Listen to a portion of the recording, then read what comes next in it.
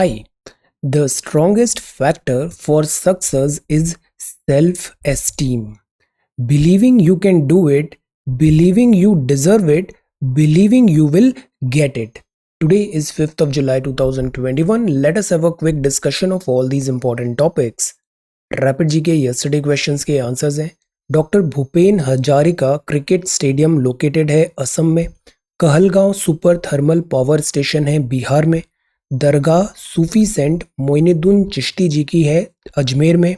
United states of America ने top किया है ग्लोबल साइबर सिक्योरिटी इंडेक्स, जिसमें इंडिया का रैंक आया था 10th। मिस्टर अमिताभ कांत हैं, सीईओ रहेंगे ये जून 2022 तक। National institute for transforming India NITI Aayog. Asian country जिसको मलेरिया फ्री अभी हाल ही में WHO ने डिक्लेयर किया है, उसका नाम है चाइना। आज के सवाल है, where did the Indian Railways open its first movable fresh water tunnel aquarium? Movable fresh water tunnel aquarium. Which articles speak about impeachment of the president of India?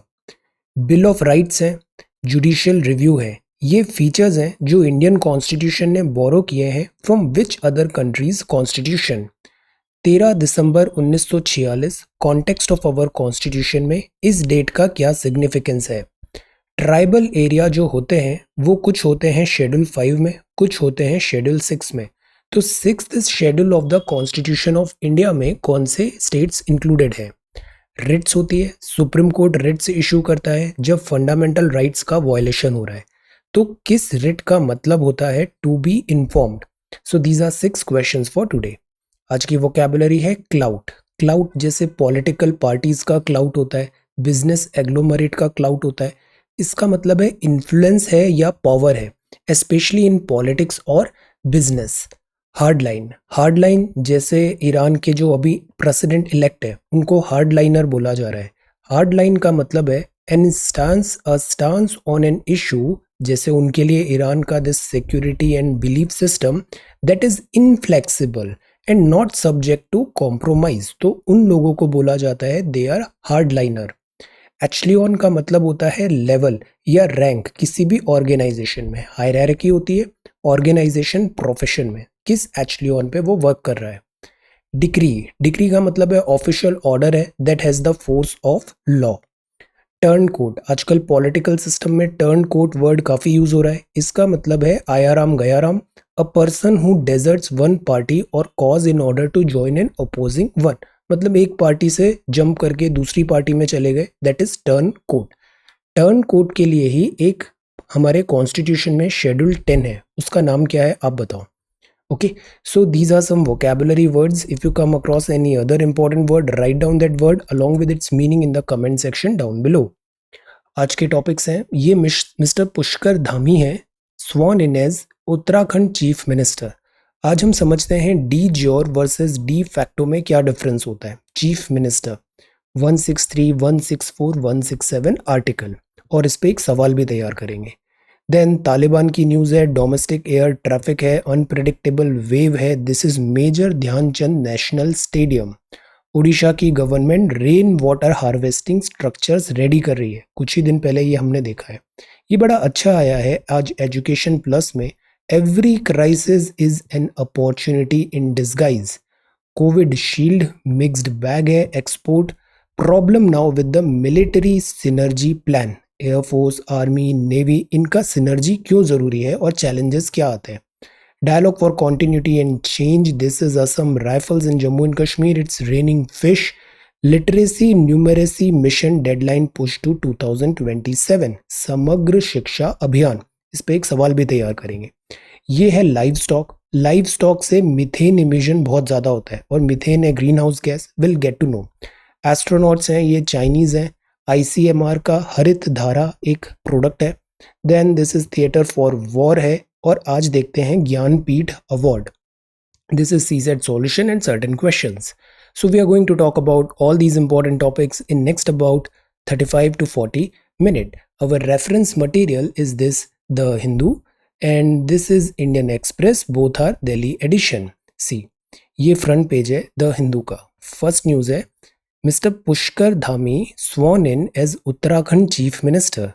He retains earlier minister in 11-member cabinet. See, mister Pushkar Singh Dhami है, oath ले रहे हैं office in Dehradun, Uttarakhand की capital Dehradun. सी, यहाँ ना एक governor होता है राज्य में, जैसे हमने यूनियन टेरिटरी में देखा था, लेफ्टिनेंट गवर्नर होते हैं और चीफ मिनिस्टर होते हैं, specially in these two union territory of Delhi and Puducherry. तो ऐसे जो रेगुलर राज्य होते हैं ना, वहाँ पे एक गवर्नर होता है, लेफ्टिनेंट गवर्नर नहीं, गवर्नर, और होता है एक प्रॉपर चीफ मिनिस्टर। गवर्नर यहाँ पे दिस चीफ मिनिस्टर और गवर्नर के बीच में भी अगेन काफ़ी क्लोज रिलेशन होता है, बिकॉज दोनों को मिलके ही सिनर्जी के साथ सरकार को चलाना होता है। तो जो गवर्नर होता है ना, वो होता है डी जोर, और जो चीफ मिनिस्टर होता है वो होता है डी फैक्टो। तो वैसे तो स्टेट का हेड अकॉर्डिंग टू कॉन्स्टिट्यूशन जो सारे लेटर साइन होंगे वो सब गवर्नर के नाम पे होंगे, बट एक्चुअल में जो काम कर रहा है वो डी फैक्टो है। तो जैसे डी फैक्टो कौन होता है? Prime minister. डी जूर कौन होता है? हमारे प्रेसिडेंट ऑफ इंडिया। तो same thing happens in state level. De jure हो जाएगा दिस इज गवर्नर, और डी फैक्टो हो जाएगा चीफ मिनिस्टर। तो दोनों के बीच में जो रिलेशन होता है वो डिफाइन करता है ये 3 आर्टिकल, 163, 164, 167। 163 क्या बोलता है? Governor is advised by the council of minister which is headed by the chief minister. अब इस शब्द में ही लिखा हुआ है मुख्य मंत्री, मतलब बहुत सारे मंत्री हैं और उन मंत्री में जो प्रमुख है वो चीफ मिनिस्टर है। तो चीफ मिनिस्टर हेड होता है काउंसिल ऑफ मिनिस्टर का। तो काउंसिल ऑफ मिनिस्टर होती है aid and advice of governor, और उसका जो हेड है वो है चीफ मिनिस्टर। गवर्नर जब अपने खुद के डिस्क्रिशन पे एक्ट करते हैं तो तब उन्हें चीफ मिनिस्टर या कॉम की ज़रूरत नहीं होती है। कुछ एरियाज हैं जहाँ पे गवर्नर अपने खुद के डिस्क्रिशन पे काम कर सकते हैं, जैसे किसी भी पार्टी को मेजॉरिटी नहीं मिला तो ये गवर्नर का डिस्क्रिशन है, वो किस पॉलिटिकल पार्टी को इन्वाइट कर रहा है गवर्नमेंट फॉर्मेशन के लिए। कुछ स्टेट की रिपोर्ट्स सेंटर को भेजना है तो वो गवर्नर का डिस्क्रिशन होता है। 164 क्या होता है? गवर्नर अपॉइंट करते हैं चीफ मिनिस्टर को, और चीफ मिनिस्टर फिर रिकमेंड करते हैं गवर्नर को on the appointment of minister. तो जैसे ये हमने देखा, गवर्नर ने चीफ मिनिस्टर बनाया और चीफ मिनिस्टर ने रिकमेंड किया कि जो पुराने 11 मेंबर कैबिनेट है मैं उसी को कंटिन्यू करूंगा। फिर 167 है, चीफ मिनिस्टर कम्युनिकेट करता है all administrative decision that are taken up by him and the CoM to the governor. मतलब चीफ मिनिस्टर जो भी डे टू डे वर्क हो रहा है वो सारा गवर्नर को बताता है, गवर्नर को इन्फॉर्म करता है। तो 163, 164, 167 ये 3 आर्टिकल याद रखने हैं जो चीफ मिनिस्टर और गवर्नर के बीच के रिलेशन को डिफाइन करते हैं। ये दोनों ही बहुत इंपॉर्टेंट पॉलिटिकल और कॉन्स्टिट्यूशनल पोस्ट है। दैट इज़ वाई कभी जैसे अक्सर क्लैशेस होते हैं और जो ओपनली यहाँ पे क्रिबिंग होता है तो वो मतलब दे it don't look good for this overall picture of our democracy, because these two are very important figure। जैसे लेफ्टिनेंट गवर्नर है, चीफ मिनिस्टर है, इवन दिल्ली का, ये दोनों पोस्ट बहुत इंपॉर्टेंट कॉन्स्टिट्यूशनल पोस्ट है। तो हमें आज क्या करना है? हमें नोट प्रिपेयर करना है रोल, मतलब चीफ मिनिस्टर का क्या रोल होता है, चीफ मिनिस्टर के क्या फंक्शंस होते हैं, post of chief minister in the context of Indian polity. Apolitical रहना है, पॉलिटी पे ध्यान देना है। तो पॉलिटी में सीएम का क्या रोल होता है, क्या उसका फंक्शन होता है। जैसे अगर कॉम है ना, कॉम में जैसे 10-11 मेंबर की कॉम है, 11 मेंबर की कॉम है, कैबिनेट है इसकी। कैबिनेट में किसी एक पर्सन ने रिजाइन कर दिया तो क्या पूरा सरकार गिरेगी? चीफ मिनिस्टर ने अगर रिजाइन कर दिया तो क्या पूरा सरकार, मतलब जो कॉम है वो डिसॉल्व हो जाएगी? आंसर। तो जो चीफ मिनिस्टर है ना, ये सबसे इंपॉर्टेंट मिनिस्टर है, और जो कॉम है they swim and sink together. So this is about chief minister. Okay, appointment बताओ आप इसका कैसे होता है, टर्म क्या होता है, फंक्शंस क्या होते हैं, कॉम का क्या फंक्शंस होता है, इन सब पे आप एक अच्छा सा नोट प्रिपेयर करो। रेफरेंस के लिए आप एनसीईआरटी बुक भी है और लक्ष्मीकांत का भी चैप्टर रेफर कर सकते हैं। अब this is the second one. Rafale में बाद में बात करेंगे। जम्मू एंड कश्मीर में ड्रोन्स श्रीनगर बैन हो रहा है because of this recent attack on Indian air force facility. Taliban capture several district in Afghanistan. जैसे हमने कल ही बात किया, तालिबान जिस स्पीड से बढ़ रहा है it is very scary. They make strides through out country, और एक एक करके जो रेगुलर फोर्स है ना वो भाग रही है यहाँ से। ताजिकिस्तान भागना पड़ गया उसको, जो अफगानिस्तान की आर्मी है। तो जब आर्मी ही पिट गई तो फिर देश को बचाना बहुत मुश्किल है। लेट अस सी यहाँ पे क्या होता है। International efforts are required, otherwise यहाँ पे सिविल वॉर जैसी सिचुएशन आने वाली है। Domestic air traffic sees steady improvement, this is good. People booking ticket well in advance. तो जब ट्रांसपोर्टेशन बढ़ता है इसका मतलब ये एक इकोनॉमिक इंडिकेटर है। इकोनॉमिक इंडिकेटर है इसका मतलब है इकोनॉमिक रिवाइवल हो रहा है, डिमांड जनरेट हो रही है। तो जैसे पेट्रोल डीजल का कंजम्पशन बढ़ा, स्टील का प्रोडक्शन बढ़ा, transportation this air train ticket ज़्यादा बुक हो रहे हैं, ई वे बिल ज़्यादा बन रहे हैं, तो मतलब economic prosperity, this is good. This is good for economy. Because economy में पता है क्या होता है, सबसे इंपॉर्टेंट चीज़ इकोनॉमी में ये होना चाहिए, वो होना चाहिए circulation of money. Circulation of money मतलब मनी एक जगह इकट्ठा नहीं हो, मनी का मतलब रिसोर्सेज वगैरह जो फैक्टर ऑफ प्रोडक्शंस भी हैं, ये सर्कुलेट होना चाहिए। तो जैसे ज़्यादा लोग खर्चा कर रहे हैं तो इकोनॉमी में, मार्केट में पैसा आएगा, वो पैसा फिर वापस सर्कुलेट होगा। तो जितना ज़्यादा सर्कुलेशन हो रहा है, और वो हो रहा है प्रॉपर चैनल से, दूसरे चैनल से नहीं, प्रॉपर चैनल से जिसपे प्रॉपर टैक्सेशन भी हो रहा है, तो वो is good for economy. Okay, so this is the front page of the Hindu. अब जो नेक्स्ट है, फियर ऑफ वैक्सीन लर्क्स, इस फियर को दूर करना जरूरी है। जबरदस्ती का ये जो रूमर मॉन्गरिंग है इसका हमें पार्टिसिपेंट भी नहीं बनना है, और ये चीज़ बेटर, ये चीज़ को एनकरेज भी नहीं करना है। वैक्सीनेशन लगाना है। आज की डेट में वैक्सीनेशन ही एकमात्र उपाय है कोविड-19 से लड़ने का। सो गो गेट वैक्सीनेटेड, और something is better than nothing. 50% भी अगर वो ज़्यादा आपको बेटर प्रोटेक्ट कर रही है ना, तो it's worth it. Go get vaccinated. Because many a times क्या होता है पता है, ये छोटी छोटी चीज़ें ही एक डिसाइडिंग फैक्टर बन जाती है लाइफ और डेथ में, हॉस्पिटलाइजेशन, और नॉर्मली आप जल्दी ठीक हो जाओ। तो वैक्सीनेशन लगाना ज़रूरी है।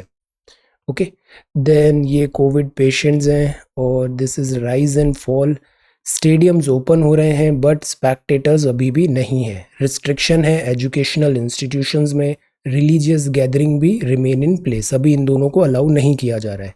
थ्रेट क्या है कोविड का, ये है मेजर ध्यानचंद राष्ट्रीय स्टेडियम। हम जो नेशनल स्पोर्ट्स डे बनाते हैं वो किन की मेमोरी में बनाते हैं? आंसर, ये मेजर ध्यानचंद है, national stadium in new Delhi on Sunday. और आप कौन सा स्पोर्ट खेलते थे ये भी बताओ। Then look at this beautiful picture. Fun time. Children playing football in waterlogged field in 24 Pargana district of West Bengal on Sunday. ये जो एज होती है ना, ये बड़ी अच्छा टाइम होता है लाइफ का, फुल्ली एंजॉय। अभी आपका जो एज है वो है स्टडी का, तो fully enjoy, study hard, work hard. ये आपका बिल्डिंग ईयर्स है लाइफ के, बिल्डिंग ईयर्स। ये आपका पावर प्ले चल रहा है अभी करियर का। जितना मेहनत करोगे ना करियर में उतना ही फायदा होगा, वरना बाद में पावर प्ले नहीं चलता है, ज़्यादा मेहनत पे कम फायदा होता है। So this is your prime time, this is your prime time. तो utilise this time, don't waste it. Study, focused रहो, प्रायोरिटीज अपनी फिक्स्ड रहो, stay calm, stay focused, stay emotionally strong. This is good. Okay, life आसान होती है, उसको complicate नहीं करना चाहिए। Orissa government constructs 10,000 rain water harvesting structure. अब ये भी हमारा फेवरेट टॉपिक है, रेन वाटर हार्वेस्टिंग। कुछ ही दिन पहले हमने इसको देखा था। रेन का मतलब बारिश, बारिश का पानी, हार्वेस्ट मतलब खेती। तो जो बारिश का पानी हो रहा है उसको अपनी छतों वगैरह पे कलेक्ट करो और उसको कहीं पे स्टोर कर लो, तो ये बारिश की खेती हो गई, रेन वाटर हार्वेस्टिंग। तो उड़ीसा गवर्नमेंट भी यहाँ पे बहुत ज़्यादा एम्फेसाइज कर रही है रेन वाटर हार्वेस्टिंग स्ट्रक्चर में। अब सी, उड़ीसा तो कोस्टल स्टेट भी है, उड़ीसा तो सरप्लस स्टेट भी है, मतलब एनुअल रेनफॉल यहाँ पे 1200 मीटर से 1800 मिलीमीटर है। मतलब ये वाटर सरप्लस है, बारिश का ऐसा दिक्कत है नहीं। जैसे राजस्थान में तो बड़ी प्रॉब्लम होती है, बारिश ही नहीं होती, बट उड़ीसा में ऐसा नहीं है, यहाँ बहुत बारिश है। फिर भी वो conservation and ground water recharge पे ध्यान दे रहे हैं। This is the message. So हमें कंजर्व करना, कंसोलिडेट करना बहुत ज़रूरी होता है। Same happens with your preparation as well.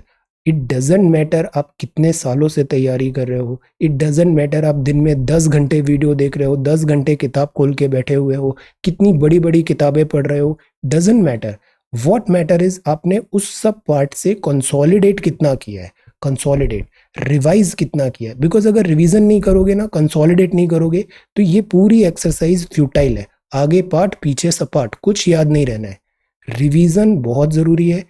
Standard book से पढ़ें, इससे आपकी रीडिंग एबिलिटी ठीक होगी, कॉम्प्रिहेंशन एबिलिटी ठीक होगी, डिस्टॉर्टेड इमेजेस नहीं बनेगी। डिस्टॉर्टेड क्या होती है कि जैसे इकोनॉमी है, आपको कहने को तो इकोनॉमी समझ में आती है, बट वो फॉर्मल सेटिंग में नहीं आती है। फॉर्मल मतलब कुछ लिखने को बोल दे 1 पैराग्राफ, बोलने को बोल दे 1 paragraph. So what type of examples you will use, what type of language will you use.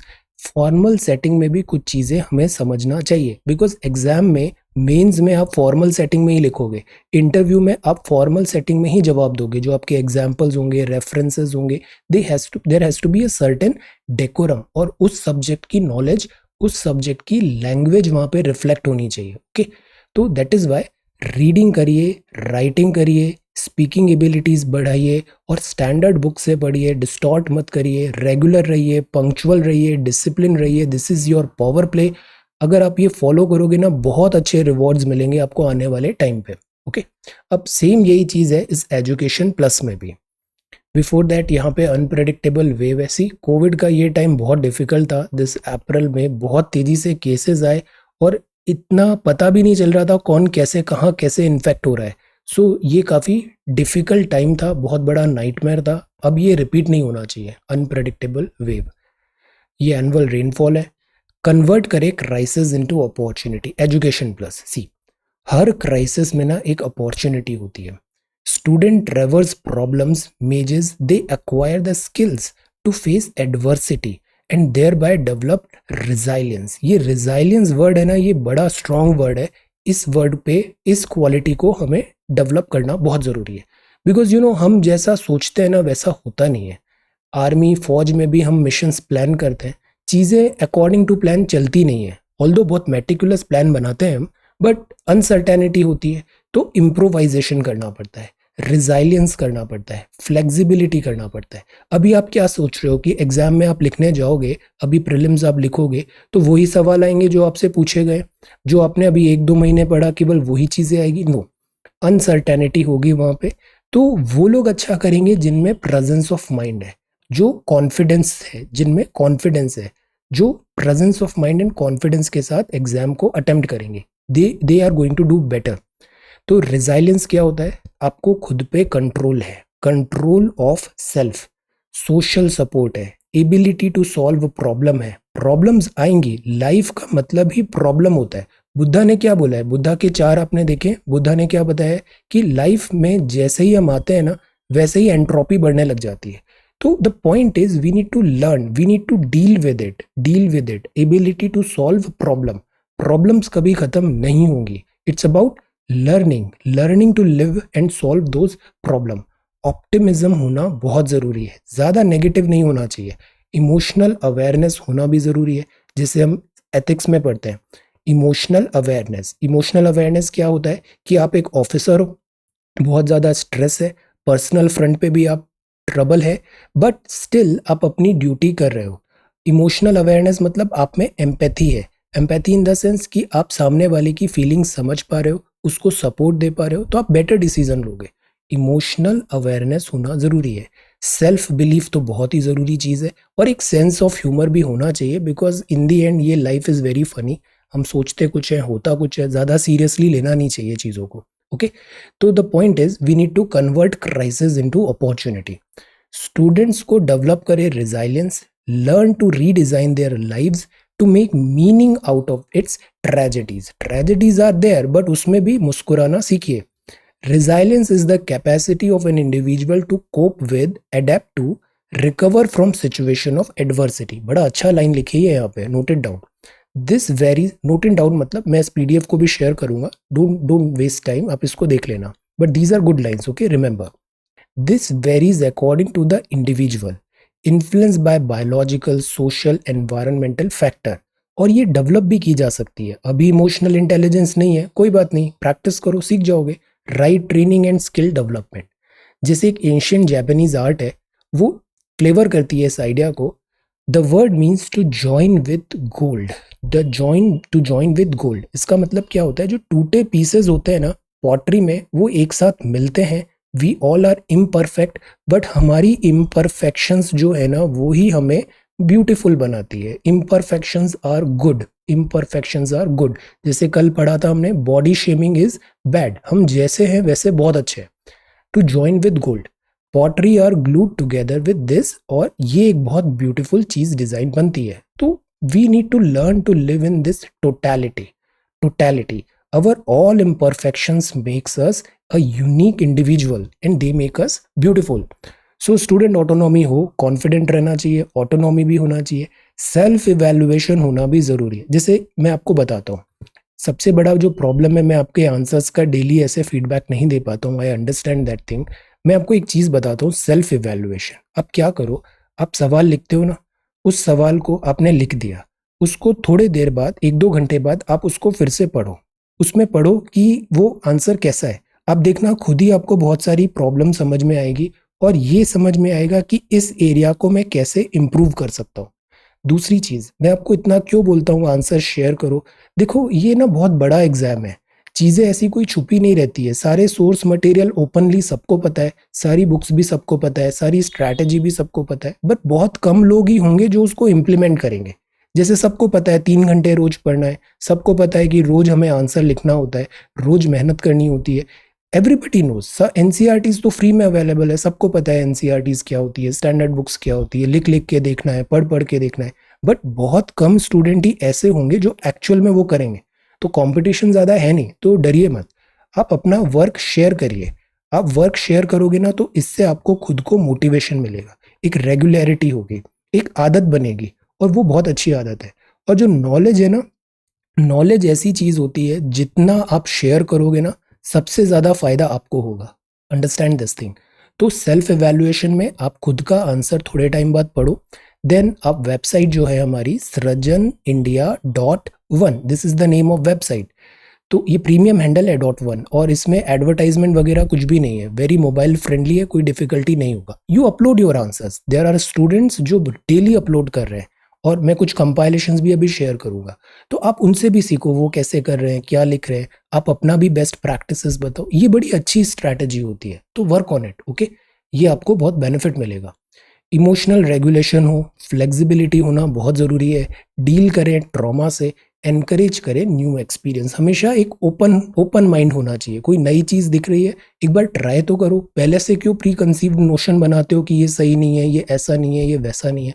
हो सकता है आपका तरीका अच्छा है, बट दूसरा तरीका भी तो अच्छा हो सकता है, there could be so many ways. So encourage new experience.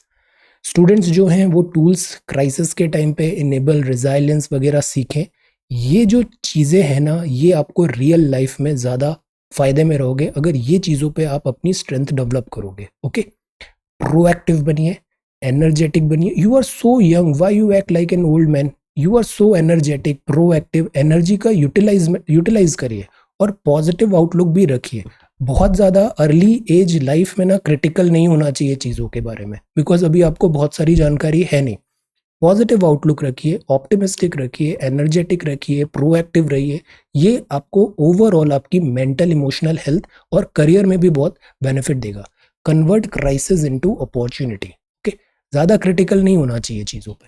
Covid shield हो गया है ना, तो दिस इज एजुकेशन प्लस। अब ये रेगुलर टॉक है, उत्तराखंड के यहाँ पे चीफ मिनिस्टर को हटना पड़ा बिकॉज 6 महीने के अंदर चुनाव होना पॉसिबल नहीं था। Representation of the people act 1951 बोलता है कि बाय पोल्स कराएं, वैकेंसी अगर हो तो 6 महीने के अंदर। कंडीशंस अप्लाइड की, कंडीशंस इलेक्शंस के लायक होनी चाहिए, कंड्यूसिव होनी चाहिए। अभी है नहीं बिकॉज कोविड-19, प्लस 1 साल से अगर कम टेन्योर बचा है विधानसभा का, तो भी मैंडेटरी नहीं है, ऑप्शनल है चुनाव कराना। अब यहाँ ये बात भी है, इलेक्शन कमीशन ऑफ इंडिया को इंडिपेंडेंटली डिसीजन देना चाहिए, पॉलिटिकल पार्टी खुद से इनिशिएटिव नहीं ले, ट्रांसपेरेंट डिसीजन मेकिंग होना चाहिए, और इस डिसीजन के आने वाले टाइम पे क्या इम्पैक्ट पड़ेगा West Bengal. So this is Covishield. Then this is about mixed bag. Restoring health of every constituent sector is a must for a long term growth in export. See overall balanced होना बहुत ज़रूरी है। ये नहीं कि कुछ एरिया में तो बहुत अच्छे हैं, जैसे स्टूडेंट्स की मार्कशीट है 1 या 2 सब्जेक्ट में तो एक्सेलेंट है, बाकी में पासिंग मार्क्स भी नहीं आ रहे, तो वो बेटर नहीं है। वो स्टूडेंट का बेटर है जिसका अबव एवरेज सारे सब्जेक्ट्स में अच्छे नंबर आ रहे हैं। Mixed bag. यहाँ बात है एक्सपोर्ट सेक्टर का। जैसे कुछ दिन पहले हमने एफडीआई देखा, कहने को तो एफडीआई बहुत आई हमारी, नंबर्स भी बहुत ज़्यादा है, बट ये सारी आधी से ज़्यादा एफडीआई तो जियो लेके आया है। जियो में व्हाट्सएप और दिस फेसबुक और दिस गूगल से जो इन्वेस्टमेंट वगैरह हुआ, तो दिस इज स्क्यूड। कहने को हमारे यहाँ इनकम इतनी ज़्यादा है, बट इनइक्वालिटी कितनी ज़्यादा है। ऑक्सफॉर्म एक हैं जो बिलियनर मिलियनर हैं और दूसरे के पास 2 वक्त का खाना भी नहीं है। तो एवरेज क्या होता है, इन दोनों का सम डिवाइडेड बाय 2, तो एवरेज तो ऊपर हो जाएगा, बट वो ट्रू पिक्चर नहीं बता रहा है। तो ऐसे ही हमारा जो एक्सपोर्ट है वो ट्रू पिक्चर नहीं है, मिक्स बैग है। एक्सपोर्ट जून क्वार्टर में 95 बिलियन का हुआ, एक्सेलेंट। इसमें बेस इफेक्ट भी था, बहुत टाइम से अनलॉक लगा हुआ था, जैसे ही लॉक हुआ तो राइज हुआ, डिमांड में स्पाइक आया, नंबर्स बढ़ गए। इकोनॉमी रीओपन हो रही है, वैक्सीनेशन हो गई है, यूएस ईयू में डिमांड बढ़ रही है। फिस्कल टारगेट अभी हम ये सोच रहे हैं, ये तो एक क्वार्टर का है, जून में जो खत्म हुआ, हम ओवरऑल 400 बिलियन का इस साल फिस्कल ईयर में टारगेट बनाए हैं। This is very ambitious. The problem is structural deficit अभी भी है। जॉब जनरेटिंग जो एक्सपोर्ट सेक्टर है, जैसे कि रेडीमेड गारमेंट, बांग्लादेश का बहुत बड़ा स्ट्रेंथ है यहाँ। लेदर, लेदर प्रोडक्ट, टी, यहाँ पे तो डिक्लाइन हुआ है। मतलब एक्सपोर्ट तो बढ़ा, बट जिससे ज़्यादा डिस्ट्रीब्यूशन होता वेल्थ का, इनकम का, वो सेक्टर डिफीट हुआ है, स्ट्रक्चरल डेफिसिट है। एक्सपोर्ट को कॉम्पिटिटिव बनाना ज़रूरी है, बैलेंस्ड ग्रोथ ज़्यादा नेसेसरी है। पॉलिसी मेकर को ज़रूरत है हम बियॉन्ड हेडलाइन नंबर्स देखें। नंबर्स आर नॉट एवरीथिंग, जैसे GDP is not everything, human development index लाने की ज़रूरत पड़ी, तो ऐसे ही numbers are not everything, headline number जो अंडर करंट है, सिस्टमैटिक स्ट्रक्चरल डेफिशिएंसी है, उसको एड्रेस करना ज़रूरी है। एक्सपीडाइट करें action to restore the health of every constituent sector, economically enduring long term growth के लिए ये ज़रूरी है। तो अच्छी बात है 95 बिलियन हुआ है, but this is a mixed bag, because जो जॉब एम्प्लॉयमेंट क्रिएटिंग सेक्टर्स है वहाँ पे डिक्लाइन हुआ है। तो this is mixed bag about export. अब ये जो तीसरी चीज़ है वो है आर्मी के बारे में। आर्मी मतलब मिलिट्री सिनर्जी प्लान। हमारे यहाँ तीनों फोर्सेस बराबर है, तीनों फोर्सेस डायरेक्टली सुप्रीम कमांडर होते हैं इनके प्रेसिडेंट, तो ऑल फोर्सेस आर इक्वल। जैसे एक बॉर्डर मूवी आई थी, उसमें एक डायलॉग है ना, हम ही हम है तो क्या हम है ना। तो सबका सिनर्जी होना जरूरी है, it's about a team work. तो चाहे वो एयरफोर्स हो, आर्मी हो, नेवी हो, तीनों का काम तो एक ही है, इंडिया को डिफेंड करना। तो there has to be synergy. We must remember that in war there is no prize for the runner up. See, second rank का कोई यहाँ पे वॉर में जगह नहीं होती, या तो जीतोगे या हारोगे। War there is no prize for the runner up. Armed forces जो वर्क इन सिलोज है, मतलब एयरफोर्स अलग चल रही है, आर्मी अलग चल रही है, नेवी अलग चल रही है, ये ठीक नहीं है। इससे इनएफिशिएंसी आती है, डुप्लिसिटी आती है, स्लो डाउन होता है, एक्सपेंसिव ज़्यादा हो जाती है। तो सिनर्जी रिक्वायर्ड है। बट इसका मतलब ये भी नहीं है, जैसे आर्मी है, आर्मी बहुत ह्यूज है, सबसे बड़ा जो सेक्टर है ना वो आर्मी है। आर्मी तो एयरफोर्स और नेवी जो होती है ना, वो कई बार साइडलाइन फील करती है, बिकॉज आर्मी ज़्यादा डोमिनेट करने लग जाती है। But which is not right, because air force का अपना यूटिलिटी है, नेवी का अपना यूटिलिटी है, आर्मी का अपना यूटिलिटी है। तो the point is they are not there to compete with each other, they are not there to like कि this is good, this is better, this is not right. तीनों जो forces हैं उनका purpose यही होना चाहिए, दिस डिफेंस ऑफ इंडिया। और इसके लिए ज़रूरी है क्लियर पॉलिटिकल ऑब्जेक्टिव्स हो, एप्रोप्रिएट मिलिट्री स्ट्रैटेजीज हो, जो नियम हो ना वो एकदम क्लियर कट हो, ताकि कंफ्यूजन क्रिएट नहीं हो। Offensive air power is best not scene. Army में, आर्म्ड फोर्सेस में, वॉर स्ट्रैटेजी में ये अक्सर होता है, जैसे अपनी ट्रू स्ट्रेंथ को नहीं दिखाना। बिकॉज अगर आप अपनी ट्रू स्ट्रेंथ दिखाओगे तो सामने वाला फिर अकॉर्डिंगली प्रिपेयर करेगा, वो आपके लिए ठीक नहीं है, वॉर स्ट्रैटेजी के लिए ठीक नहीं है। तो अक्सर जो कंट्रीज होती है ना वो अपनी ट्रू स्ट्रेंथ को नहीं बताती। जैसे अग्नि मिसाइल है, हम कहते तो 5000 किलोमीटर वगैरह है, बट वो एक्चुअली कहीं ज़्यादा भी हो सकती है। हम अपने न्यूक्लियर वॉरफेयर भी नहीं दिखाते, बिकॉज आर्म्ड फोर्सेज में, वॉर में हमको खुद को प्रूव थोड़ी करना है, हमको कंट्री को डिफेंड करना है। तो ये अच्छा है कि सामने वाला हमें वीक समझ रहा है, इट्स गुड। ज़रूरत पड़ेगी तो हम पिटाई कर देंगे, जैसा हमने चाइना के साथ किया। चाइना गलवान में बहुत ज़्यादा एम्बिशियस हो रहा था, चाइना ने इंडिया को बड़े हल्के से लिया। बट जो हमारी स्पेशल फ्रंटियर फोर्स है, जो स्पेशलाइज्ड है दिस हाई एल्टीट्यूड वॉरफेयर के लिए, चाइना की ऐसी पिटाई हुई यहाँ पे कि चाइना बैकफुट पे आ गया। तो it is good. Offensive air power is best not seen, it's good to be low profile. Joint exercises जो होती है उसमें कोऑर्डिनेशन होना ज़रूरी है। थिएटर कमांड जो है उसकी प्लानिंग भी रखना चाहिए, ये साल के अंत तक आ जाएंगे, इसको हमें बड़े अच्छे से देखना है। थिएटर कमांड, अभी इसके फाइन डिटेल्स नहीं आए। और सबसे इंपॉर्टेंट चीज़ है, ब्लेम गेम नहीं होना चाहिए कि आर्मी एयरफोर्स को बोल रही है, एयरफोर्स नेवी को। No, there should not be any blame game, because in the end तीनों सर्विसेज का मैंडेट तो कॉमन है, इनका सुप्रीम कमांडर भी सेम है। The point is there has to be synergy. A dialogue for continuity and change, ये बात है रीडर्स एडिटोरियल. बिफोर दैट यहाँ छत्तीसगढ़ का न्यूज़ है, हिस्टोरिक जजमेंट. यहाँ ना एक सलवा जुडुम करके एक इनिशिएटिव आया था. इसमें लोकल जो छत्तीसगढ़ी है मिलिशिया यहाँ पे तैयार करने की बात थी कि वो फाइट करेंगे नक्सल से. बट ये प्रोजेक्ट ज़्यादा सक्सेसफुल हुआ नहीं. Salwa Judum. A dialogue for continuity, यहाँ ज़रूरत यही है टू प्रून्ड अप्रोच अपनाएं. एक तरफ तो जो हमारी सिक्योरिटी फोर्सेस हैं इनको वेल ट्रेन करें. लैप्सेस नहीं होने चाहिए यहाँ पे, इंफॉर्मेशन लैप्सेस नहीं होने चाहिए, तो इनको वेल ट्रेन करें. सेकंड, जो एंटी कंट्री एलिमेंट्स हैं जिन्होंने वेपन्स उठाए हैं, सरेंडर नहीं हो रहा है, उनको एड्रेस करें. And at the same time जो लोकल विलेजर्स है, इनोसेंस पीपल है, इनको कॉन्फिडेंस बिल्डिंग मेजर होना ज़रूरी है. This is the only solution. और इन दी एंड डेवलपमेंट यहाँ पे प्रोवाइड करना पड़ेगा. रूल ऑफ लॉ यहाँ पे आना पड़ेगा. A dialogue for continuity and change, ये रीडर्स एडिटर है. जितने भी न्यूज़ मीडिया है ना आजकल वो अच्छा परफॉर्म नहीं कर रहे हैं. इनका बहुत ज़्यादा जो मॉडल है वो मतलब आउटडेटेड हो गया है. उसका जो टेक्नोलॉजी बूम हुआ है उसके बाद से दे ऑल आर सफरिंग. चाहे वो इंडियन न्यूज़पेपर मीडिया हाउसेज हों या फिर फॉरेन के हो, दे आर ऑल सफरिंग. तो they need to evolve, adapt. Heavy footprint of a light rail, ये केरला में लाइट रेल बनाने की बात है. बट आर्ग्यूमेंट ये भी है कि केरला वैसे ही बड़ा इकोलॉजिकली फ्रेजाइल है. ऑलरेडी यहाँ पे सी है, बैक वाटर है, इनलैंड वाटरवेज हैं, हाईवेज भी यहाँ पे हैं अच्छे. तो we need any other this rail system. Because rails बनाते हैं तो इसका एनवायरमेंटल कॉस्ट भी होगा. Vaccination hits record pace. Chief अभी इटली जाएंगे, वहाँ पे आर्मी मेमोरियल इनॉग्रेट करेंगे. North Bihar district face flood threat. अभी कुछ ही टाइम पे, अभी मानसून फुल फ्लेज आने देते हैं, हम एवरीडे ऑलमोस्ट ये टॉपिक पढ़ने वाले हैं फ्लड थ्रेट को. Then this is 4 years on derail railway CCTV project security. और ये है full surveillance. Now look at this picture. Women soldiers हैं असम राइफल्स की, और ये कहाँ डिप्लॉयड है? कश्मीर में. Personnel have been deployed in some areas to help frisk women and children at checkpoint. So this is full surveillance. Then this is India US partnership, truly global significance है. US हमारे लिए important ally है. सिक्किम में tourist visit कर सकते हैं जिनको कोविड-19 हुआ है. It's raining fish. Seasonal shift है. सी यहाँ पे कैच कर रहे हैं. ये कहाँ पर है? Kamrup district of Assam. Fishing goes on till the planting of paddy seedlings. Paddy क्या होता है? धान, चावल. तो चावल के लिए पानी बहुत चाहिए होता है, तो ऐसे वो वाटर लॉक्ड करते हैं फील्ड को. बट बुआई से पहले वहाँ पे फिशेस भी आती है, तो ये साथ ही साथ फिश को भी कैप्चर कर रहे हैं. गुड. दिस इज एग्रीकल्चर की allied activities. Literacy numeracy mission deadline push to 2027. ये बड़ा इंपॉर्टेंट आर्टिकल है. सी हमारे यहाँ का जो एजुकेशन सिस्टम है ना, हम कम्युनिकेशन पे ज़्यादा ध्यान देते नहीं हैं.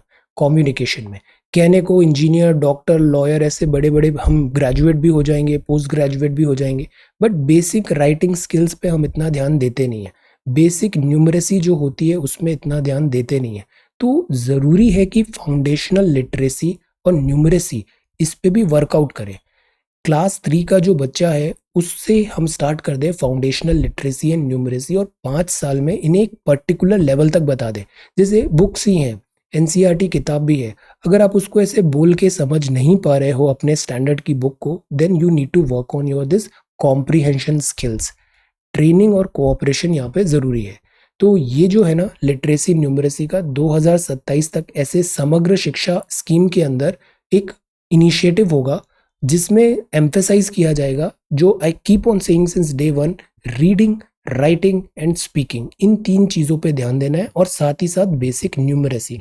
सी I read so many these latest reports, government की डायरेक्शंस एट्सेट्रा, और इन्हीं को देख के जो मैं आप लोगों को चीज़ें बताता हूँ ना, एक तो मेरा खुद का भी इतना साल का एक्सपीरियंस है, दूसरा पिछले मैं 500-600 दिन से डेली न्यूज़पेपर बना रहा हूँ. So I know a lot many things कि किस डायरेक्शन में चीज़ें जा रही है, क्या हो रहा है. सो वो मैं फिर कोशिश करता हूँ यहाँ पे इम्प्लीमेंट करने का. इसलिए I give you 2 questions every day. Right, जब तक आप लिखोगे नहीं ना, चीज़ें वर्कआउट नहीं होनी है. ऐसे आपको कुछ भी आता है, पेपर आप कलम उठाओगे ना तो कलम चलेगी नहीं, वो चीज़ें रिटेन नहीं होती है. So you have to write, you have to read, you have to speak, you have to have this basic numeracy, you have to have this discipline, dedication in your studies. This is important. तो इस बात पे है national initiative for proficiency in reading with understanding and numeracy Bharat, ये mission है. Okay, निपुण भारत. समग्र शिक्षा अभियान है, इंटीग्रेटेड स्कीम है स्कूल. अब जैसे मैं आपको बोलता हूँ हिंदी ठीक रखो, बिकॉज गवर्नमेंट जो स्कीम्स आती है ना उसका एक हिंदी मीनिंग होता है. समग्र आपको पता है अगर हिंदी मीनिंग, तो समग्र का मतलब होता है सब चीज है, सार गर्भित है, उसमें सब चीज है. तो समग्र शिक्षा मतलब हॉलिस्टिक शिक्षा, इंटीग्रेटेड स्कीम हो स्कूल एजुकेशन. ये जो छोटी छोटी चीजें हैं ना, इससे भी ऑप्शंस एलिमिनेट हो जाते हैं. आप ऑप्शन करेक्ट मार्क करोगे ऑब्जेक्टिव क्वेश्चंस इन प्रीलिम्स में. सो इस चीज पे भी ध्यान दो. ये सेंट्रली स्पॉन्सर्ड है. अब आप बताओ सेंट्रली स्पॉन्सर्ड और centre specific central sector scheme में क्या डिफरेंस होता है. Centrally sponsored and this central sector. Pre school है क्लास 12 तक, इंक्लूसिव और इक्विटेबल हो, फोकस रखे टीचर और टेक्नोलॉजी में. समग्र शिक्षा में सर्व शिक्षा अभियान भी है, राष्ट्रीय माध्यमिक शिक्षा अभियान भी है और टीचर एजुकेशन भी है. तो गोल ये है कि बच्चों को लिखना, बोलना, पढ़ना, बेसिक मैथ्स करना, दुनियादारी की समझ दिलाना, ये चीज़ भी ज़रूरी होता है, उनको हम समझाएं. जैसे अभी हेल्थ एजुकेशन पे भी बहुत ज़्यादा बात हो रहा है हमारे यहाँ पे. जैसे टीनेजर्स वगैरह दे आर ग्रोइंग, तो इट इज़ इम्पॉर्टेंट कि उनका सेक्स एजुकेशन होना भी ज़रूरी है. उनको प्रॉपरली टैबूज नहीं बनाए. Systematically we need to teach them. Systematically we need to teach them about this emotional intelligence. This is important. Right to education है, 2009 है, आर्टिकल 21A है. अब SDGI keep on saying, sustainable development goal एक ऐसी चीज़ है जिसको आप हर answer में यूज़ कर सकते हो. SDG 4.1 क्या है? इंश्योर करे all boys and girls complete free equitable quality primary secondary education हो, रेलेवेंट हो, इफेक्टिव लर्निंग आए. 4.5 क्या है? एलिमिनेट करे जेंडर डिस्पैरिटी. बचपन से ही जो ग्रोथ हो रहा है ना, फ्रेम जो हो रहा है, उसको घड़ा सही, मिट्टी को सही शेप दे. हम जेंडर डिस्पैरिटी एनकरेज नहीं करें एजुकेशन में. Ensure equal access they to all levels of education. तो this is the purpose of this Samagra Shiksha अभियान. एजुकेशन पे अभी बहुत ज़्यादा ध्यान है सारी गवर्नमेंट्स का. समग्र शिक्षा अभियान पे आपको एक नोट बनाना है, आइडेंटिफाई करना है चैलेंजेस क्या है, सजेशंस क्या है to make it even better. जैसे ASCR की एक रिपोर्ट आई थी, वो ऐसे स्कूल में गए थे, 10वीं का बच्चा है और वो बेसिक मैथ्स नहीं कर पा रहा है कि 5 का स्क्वायर क्या होगा, 2 का पावर 3 क्या होगा, इस टाइप का. तो ये क्या कमी कहाँ पे आ रही है? पढ़ाने में कमी आ रही है, हमारा जो करिकुलम है, पेडागॉगी है, उसमें कमी आ रही है, टीचर्स क्या वेल ट्रेंड नहीं है. हमें इसको चैलेंजेस पता करने और सजेशंस करने हैं to make it even better. Okay, अब ये आगे बढ़ते हैं. फैमिलीज, तालिबान में देखिए ये रिफ्यूजी क्राइसिस स्टार्ट हो गया. जो पैसे वाले हैं वो तो वीज़ा लेके भाग रहे हैं. अब तालिबान में जो ऑर्डिनरी पीपल है they are going to suffer, और एक बहुत बड़ा रिफ्यूजी क्राइसिस ये आ रहा है. मिलिट्री प्लेन फिलीपींस में हो गया, Tigray rebels cease fire in this. अब ये चाइना एक और थ्रेट है. जिस तरीके से ये स्पेस एक्सप्लोरेशन कर रहा है ना, मतलब कोई कंपटीशन ही नहीं बचेगा. एक नया टिएंगोंग स्पेस स्टेशन बना रहा है यहाँ पे, और टियानहे इसका ऐसा नाम है. और ये अभी यहाँ पे इनके एस्ट्रोनॉट्स ने दिस आउटर स्पेस में ऐसे वॉक भी किया. एक्सीलेंट. जिस तरीके से चाइना अपनी स्ट्रैटेजी, अपनी प्रायोरिटी फिक्स कर रहा है ना, उससे सीखना चाहिए हमें. Then this is liquidity can impact financial wellbeing. Swagger का मतलब क्या होता है बताइए. Then this is sports. अभी ये है इंडियन एक्सप्रेस पाकिस्तान. अब पाकिस्तान बैकवर्ड है, पीछे पीछे जा रहा है ये. Then this is vaccines in villages, और दिस इज चांदनी चौक पे रिवैम्प हुआ और उधर हो गया वाटर लॉग. तो क्या पे यहाँ पे जांच होनी चाहिए कि क्वालिटी जो हुआ है, पुअर कंस्ट्रक्शन क्यों हुआ, water logged after rain. Then ये बात है, feed supplement reduces methane emission by livestock. See एक होती है greenhouse gases. Greenhouse gases क्या होती है? एटमॉस्फेयर में आती है, तो जो रिटर्निंग लॉन्ग वेव रेडिएशंस होती हैं उसको ये स्टॉप कर लेती है, रेडिएशंस को. तो उससे क्या होता है, एटमॉस्फेयर ना वार्म अप होने लग जाता है. जैसे हम कार में, अगर कार बाहर आप पार्क कर दो और उसमें एंटर करो ऑफिस से आते वक्त शाम में, तो वो बहुत ज़्यादा गर्मी रहती है. Why? Because of this greenhouse gases. और ये जो ग्लास इफेक्ट जो होता है, ये ग्लास इफेक्ट होता है इसके कारण. तो सेम बड़े स्केल में एटमॉस्फेयर जो है ना हमारा, वो पे भी ग्रीन हाउस गैसेस के कारण वार्म अप हो रहा है, ग्लोबल वार्मिंग हो रही है. तो एक तो कल्प्रिट है दिस हमारी CO2 जो कार्बन डाइऑक्साइड एमिट करते हैं वैक्यूलर और एग्जॉस्ट से और इंडस्ट्रीज से। एक और बड़ा कल्प्रिट है वो है ये मीथेन CH4। ये मीथेन आती है लाइव स्टॉक से। लाइव स्टॉक क्या करते हैं, जैसे ये लाइव स्टॉक होता है ना, ये पहले बहुत ज़्यादा जल्दी जल्दी खाना खा लेते हैं, फिर बाहर धीरे धीरे खाना निकालते हैं, फिर उसकी जुगाली जो बोलते हैं हिंदी में वो करते हैं ये। तो यहाँ पे क्या होता है, मीथेन सिंथेसिस बहुत ज़्यादा होता है। तो मीथेन रिलीज होती है, 95% यहाँ से रिलीज होती है। तो इससे क्या होता है, ग्रीन हाउस गैसेस बढ़ रही है। लाइव स्टॉक ज़्यादा आ रहे हैं, ग्रीन हाउस गैसेस ज़्यादा बढ़ रही है। कम कैसे करें, तो एक नया डाइट आया है जिसका नाम है हरित धारा। मिथेनोजेनिक फीड सप्लीमेंट है हरित धारा, ICAR ने डेवलप किया है। इससे क्या होगा, इनका जो मीथेन एक्सेल कर रहे हैं वो कम होगा। This is good. Methane emission by livestock कम होगा। ये एंटी मिथेनोजेनिक सप्लीमेंट है हरित धारा। बाकी इसका ये लॉजिक रहता है कि एनिमल्स में having human first of other four stomach, ऐसे स्टमक होते हैं इनके, पहला स्टमक है जहाँ पे प्लांट मटेरियल दे ईट, सेल्यूलोज, फाइबर, स्टार्च, शुगर, ये सब फर्मेंटेट होता है, ब्रोकन डाउन होता है माइक्रो ऑर्गेनिज्म में, और इसके बाद नेक्स्ट स्टेप में डाइजेशन और न्यूट्रिशन होगा। तो यहाँ पर मीथेन सिंथेसिस ज़्यादा होता है, कार्बोहाइड्रेट फर्मेंटेशन होता है, इससे CO2 बनती है, हाइड्रोजन बनती है, फिर इसके बाद माइक्रोब्स आते हैं और फिर बनती है मीथेन। और ये मीथेन एक्सपेल करते हैं थ्रू बर्पिंग, बर्पिंग मतलब डकार, ऐसे करके लाइव स्टॉक मीथेन को बाहर निकालते हैं और उससे ग्रीन हाउस गैस आती है और ग्लोबल वार्मिंग होती है। सो हमारा आइडिया ये है कि मीथेन जेनेसिस को ही स्टॉप कर दो, तो उससे लाइव स्टॉक की जो GHG है वो कम हो जाएगी। Word without narrow market and this is let the market work, ये बात है ऑपरेशन फ्लड के जैसे फिर से लाने की ज़रूरत है। क्रिएटिविटी हो, कंपटीशन हो, दूध एट्सेट्रा, मिल्क, बैटलिंग इन्फ्लेशन ज़रूरी है, inflation is detrimental to economy. Twilight in the forest, twilight और डॉन में क्या डिफरेंस होता है, आंसर ट्वाइलाइट एंड डॉन। ये फॉरेस्ट का है, this forest officials. Word without narrow domestic walls हो, nationalism vaccine is not right, trust, compassion, friendship, conversation, these are not only words. जो आने वाला टाइम है ना वो इन ह्यूमन वैल्यूज पे डिपेंड होने वाला है। Wild chase for this identity है आधार नंबर। एक्सप्लेन में ये बगराम बताया है, ये बगराम एयरबेस वैसे तो रशिया ने बनाया था, तो सी पहले रशिया का इन्वेजन हुआ, वो चले गए, रशियन से लड़ने के लिए मुजाहिदीन बनाए, मुजाहिदीन जब आउट ऑफ कंट्रोल हो गए तो USA को आना पड़ गया, वॉर ऑन टेररिज्म। अब USA भी विड्रॉ कर रहा है। बट इस पूरे एपिसोड में नुकसान किसका हुआ, इस पूरे अफगानिस्तान का नुकसान हुआ, यहाँ के लोकल्स का। अभी बगराम एयरबेस से भी USA यहाँ पे विड्रॉ करेगा। देन एज क्या हमारा 124, 135, 150, some optimism, some caveat, life बड़ी होनी चाहिए, लंबी नहीं। Then poor impacted more than rich, we must keep pandemic year as signpost to remind why growth is key to economy, why growth is key to economy. Subramaniam साहब ने कुछ बातें बताई है यहाँ पे। देन तालिबान का जिस तरीके से प्रोग्रेस हो रहा है, it's a very difficult situation. Suez canal जो ब्लॉक हो गया था, कंपनसेशन की बात है। ये भारत नेट भी बहुत फेलियर चल रहा है, पीछे चल रहा है because of COVID-19, second Covid wave, अभी थर्ड वेव ना आ जाए। कोविड से ऑटोमेशन हो रहा है तो जॉब लॉसेस का भी थ्रेट है। तो ये तो था इंडियन एक्सप्रेस। हिंदी में हम देखते हैं ज्ञानपीठ अवार्ड, ये सबसे पुराना और हाईएस्ट इंडियन लिटरेरी अवार्ड है, भारतीय ज्ञानपीठ इसे देता है, 1961 में बना था। सी ज्ञानपीठ पुरस्कार भारत में प्रतिवर्ष प्रदान किए जाने वाला सबसे प्रमुख साहित्यिक पुरस्कार है। एक वर्ष में एक ही भारतीय नागरिक को प्रदान किया जाता है, जैसे भारत रत्न 3 लोगों को मिल सकता है। 8वीं अनुसूची में जो भाषाएं हैं, अंग्रेजी भी इंक्लूडेड है, वो इस पुरस्कार के लिए चयनित की जाती है।